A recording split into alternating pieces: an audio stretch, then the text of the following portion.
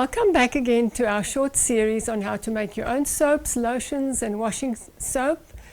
And in our last demonstration I showed you how to make a beautiful ivory soap, beautiful white ivory soap.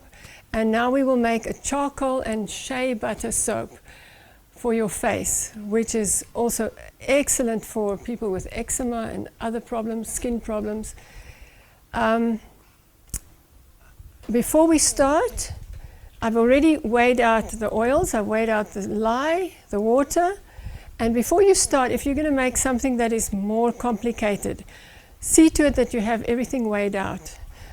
My essential oils I've already put aside, and then the charcoal that we're going to add to the soap is also put aside. I mixed 2 teaspoons of charcoal with a little bit of oil, so it's ready to go in with the oils. And yes, so, and also be ready, put some ice water aside so that you can cool down your lye, because your lye is going to heat up very quickly, and that is a good measure to take. So firstly, we are going to take our water and our lye. Now remember, in the last demonstration I said never pour the water onto your lye. Always pour the lye into your water. For safety's sake, it might just volcano. And once we've got this done, we're going to put it in the cold water. I'm just going to add the ice to it. Right. Remember the safety measures. Remember to cover your body, cover your arms, cover your hands, your legs, and also your glasses. Never forget that, your goggles. And also keep vinegar at hand. If anything spills, just pour some vinegar onto your lye. Right, so here we go, very carefully. And remember, last time I said move away once you've put the lye into the water. Stir a little bit, move away so that you don't breathe the fumes. And so we will continue to do that again. Carefully put it in there. And then we will stir it, and you will see fumes come up in a short while, and then I'll move away.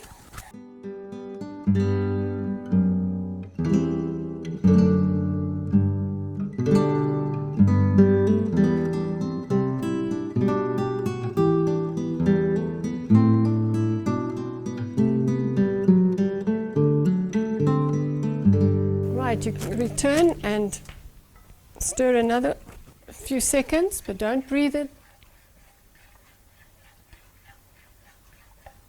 And then move away again.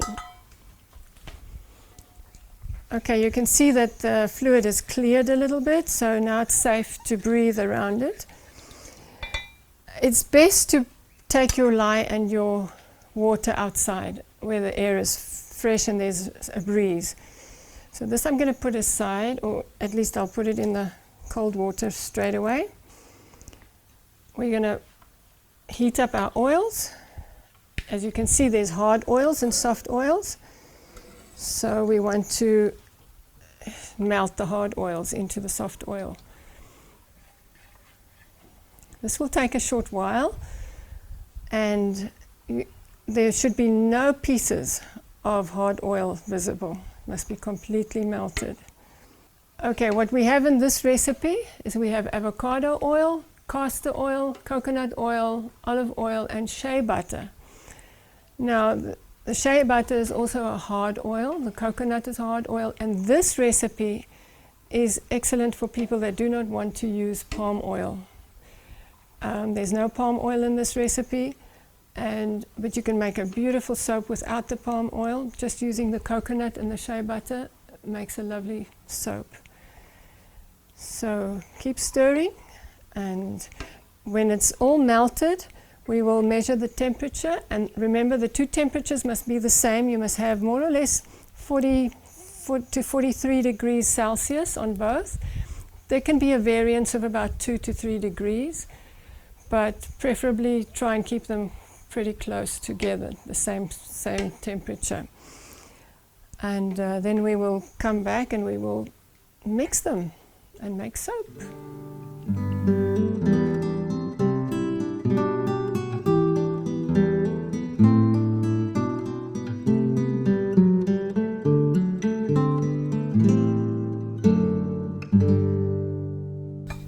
Right, we now have both solutions at more or less the same temperature, 41 degrees, 40 degrees, so I'm pretty happy with that.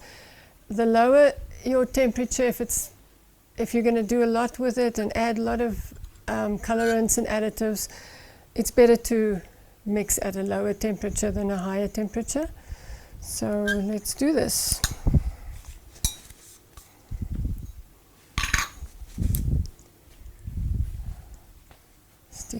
Use a stick blender for that. Remember that we said don't start blending right away.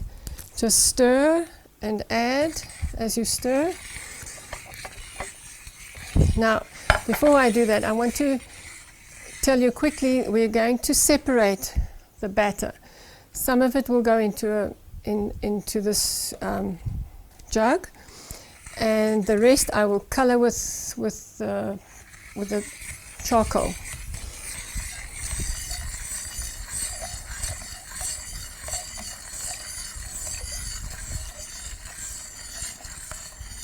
Remember the safety procedures. Always have your goggles on when you do this.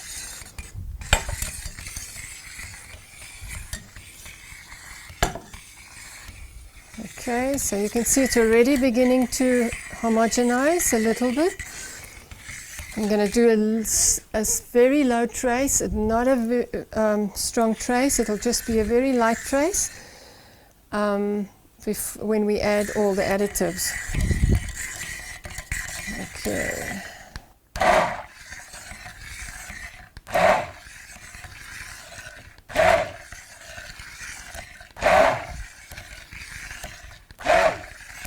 And once again, I'm not going to let it trace completely. I'm going to just under the trace, or just at the light trace.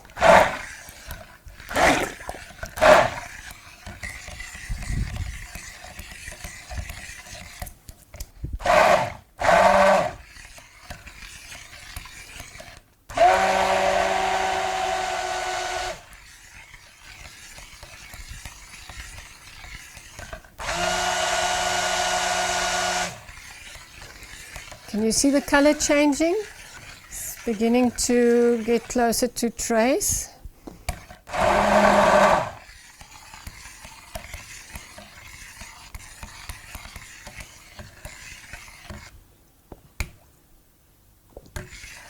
Okay, at this point I'm going to pour some of this out so that I can keep the white color, as you can see, in the soap, and the rest will be charcoal.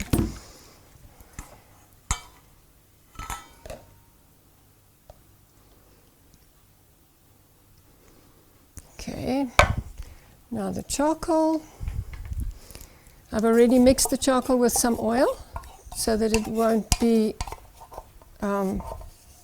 it'll be easier to mix this way. 2 teaspoons of charcoal. It's normal activated charcoal that you use for when you're sick. Same thing. Right. And now we will blend it in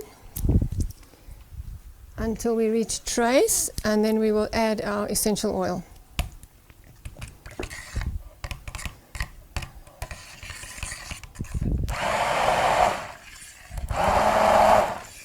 Remember that I said this is excellent for skin problems, acne. It's antibacterial. It'll help your skin.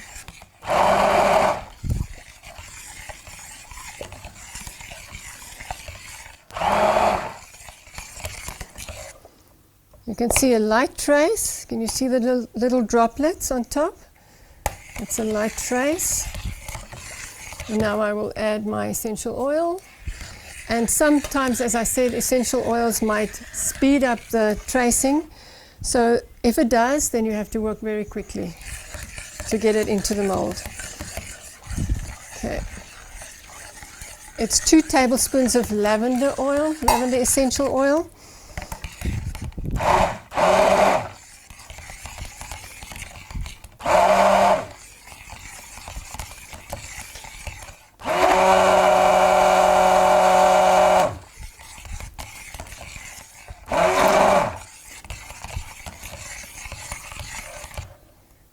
That's a nice trace, if you can see that. Okay, okay, I think that's good enough.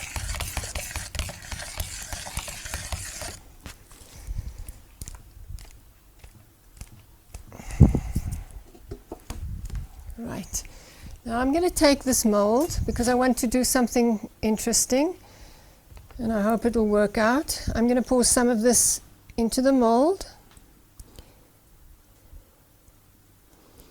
and then I'm going to pour the neutral one, and I'm going to do that over a spoon so that it doesn't sink completely in. You're going to just pour it gently over the charcoal layer.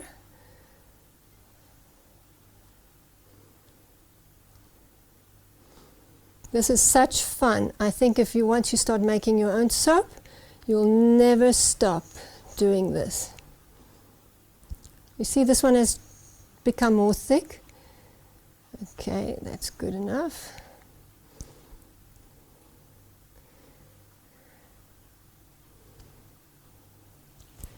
It's a lot like baking. If you like baking cookies and cakes, you will like making soap. Right. Now, I want to clean this up.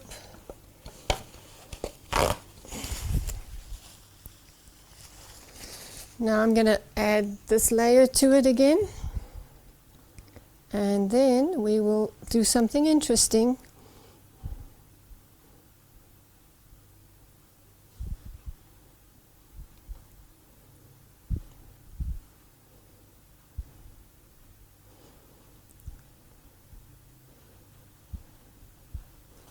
If you want to get all of it out, you need to scrape it out.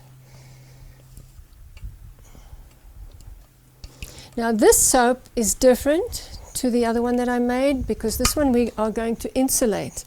We want it to go through a gel phase where it heats up and it gels.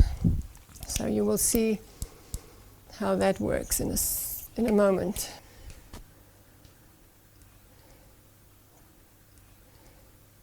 Okay. Clean it up a bit.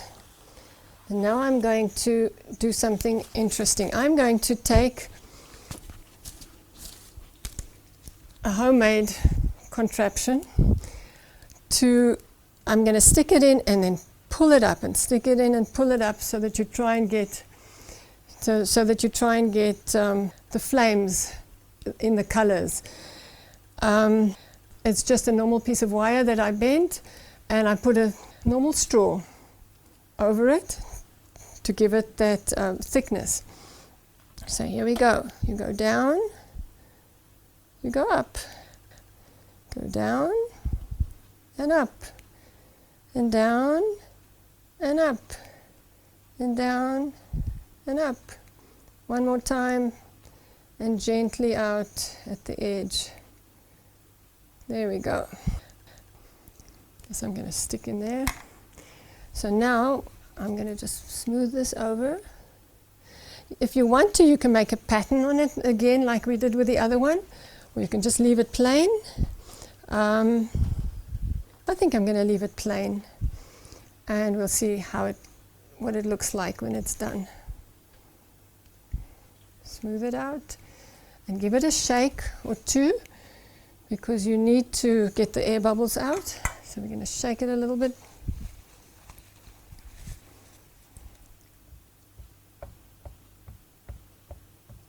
Okay, now this is going to be insulated, as I said. What I'm going to use is an old cooler bag. I'm going to place it here so you can see. And we are going to, I'll show you how to do this. That's the covering. I've got, I don't know if you know the material that they use for rescuing people. They have this material to cover them up when they have hypothermia. So this works very well for me. I'm going to place this in there, and I'm going to cover it, and then we will insulate it. Works very well this way. See, it's nicely covered. We're going to insulate it, cover it like this. You can also use a blanket. Some people even just leave it on the counter, put a blanket over it, and that's it. But if you wanted to go really through a nice gel phase, just put it in a cooler bag and it'll work. Cover it up. Close it up. And this will stand in also at least 24 hours. The other soap as well. The other one I put in the fridge so that that one doesn't go through the gel stage. You don't want it to go through there. The gel stage also changes the color. You don't get the nice white colors. You get a more of a cream color. And so soaps are done differently. This one we will, and the other one we will cut tomorrow after 24 hours, and I'll show you how to do that. And that's the exciting part, when you open it up and you see the beautiful colors and the beautiful shapes and flames and everything. And then it takes at least 3-4 weeks to 6 weeks to cure. You have to cure your soaps on a shelf where there's a lot of air, and then you can use it after 4 to 6 weeks. In the beginning, the soap might still have a bit of lye in it because it's now curing. So when we come back and we cut the soap, I will still use my gloves. Not that it's going to really burn you, but it might just have a little bit of a zap. Right, and don't worry if you make a flop. Anything can be remedied. I made a soap, as you can see on the slide, that had honey in it, and it had some other like carrot juice in it. And honey, it overheats the soap. And even though I put it in the freezer, I had it in the freezer all night, it's still heated up in the middle. And so the next morning when I cut it, there was oil and glycerine and stuff oozing out of it, and honey. And so I thought, okay, am I going to waste all this? And then I started to think I'm going to rebatch it. Now on the slide you will see there's a slow cooker, and I just chopped up the soap and put it in the slow cooker and stirred it until it melted. And it's very effective. As you can see, that was the way it looked then afterwards. It's still a beautiful soap. It foams like beautifully. It's a really good soap. Even though it's rebatched. So if you make a mistake, you make a flop, you can even correct it. If you had too much lye in your recipe, you can correct it, rebatch it, melt it again, add more oil. If you had too much oil, you can add more lye. So it's nice. You don't have to worry if you make a flop.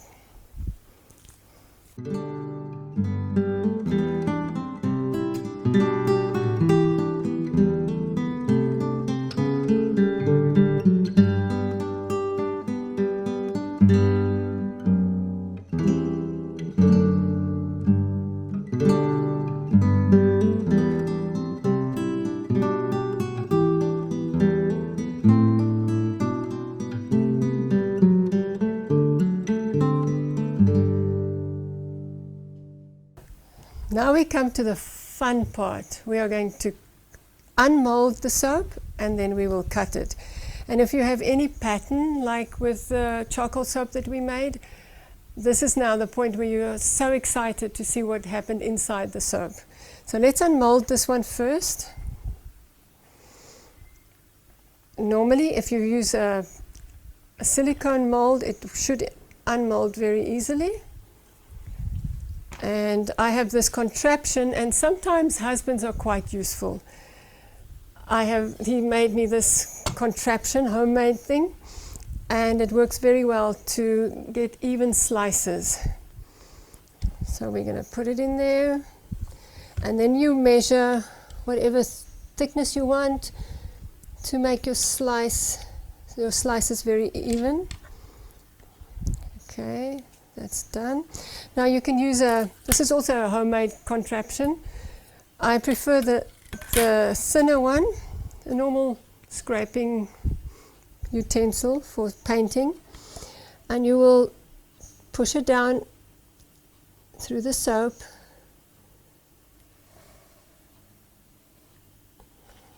and then move it out gently, and there you have your slice. Let's do another one. Push it up against the wood there, push it down, and move it out. Isn't that amazing? So now you don't have to guess, and you don't have to measure. Push it down. As I said in my soap demonstration, you should actually wear gloves at this point. But I know my soap already, and I know that there's no extra lye in it at the moment, and so it won't burn me. But if you're not sure, then wear gloves just in case, because it hasn't matured yet, it hasn't cured. And this will take now 4 to 6 weeks to cure, and you will have lovely soap. Can you see the pattern that we made on the top? It actually just makes it look so nice.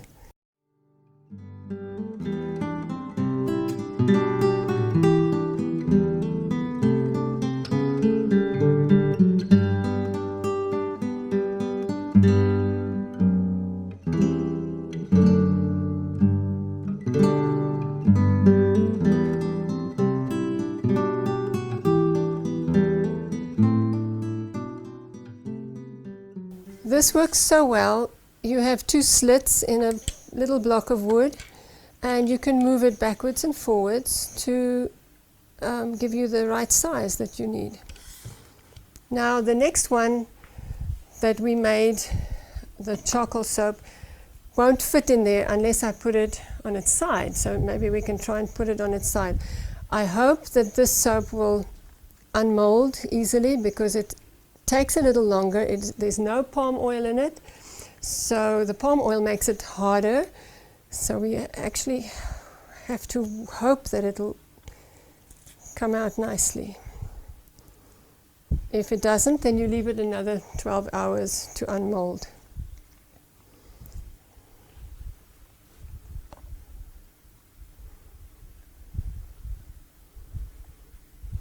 It's still quite soft, so we can just hope that it will unmold.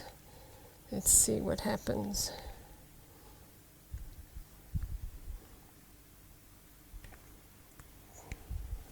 That's why people like to use palm oil, because it makes the soap harder.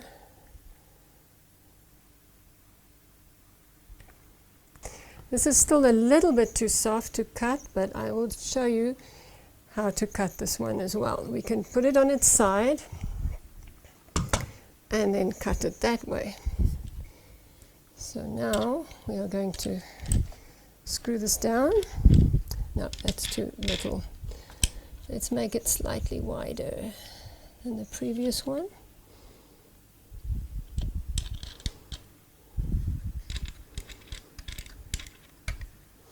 Great. I think I'm going to use the big one so that I can get it at the right angle.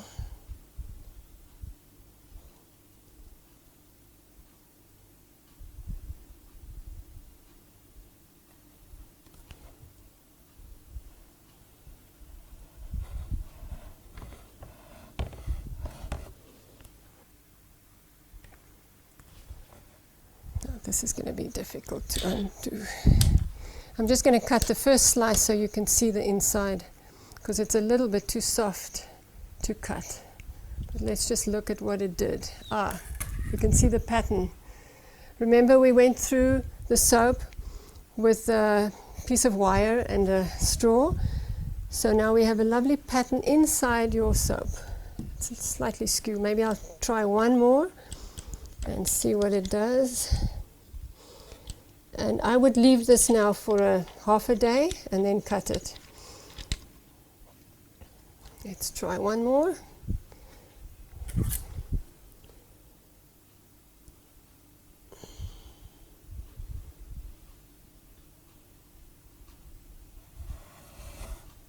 There we go.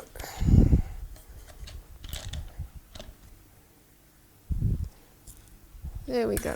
Lovely pattern. So, success. And I can promise you, if you start doing this, you will never stop, and you will always have something new to look forward to. And also, if you're not going to use all the soap that you're making, it makes a perfect gift. It is not too expensive to make, and people will love and appreciate a handmade bar of soap. So enjoy the demonstrations that we gave you, and I hope you enjoy making soap.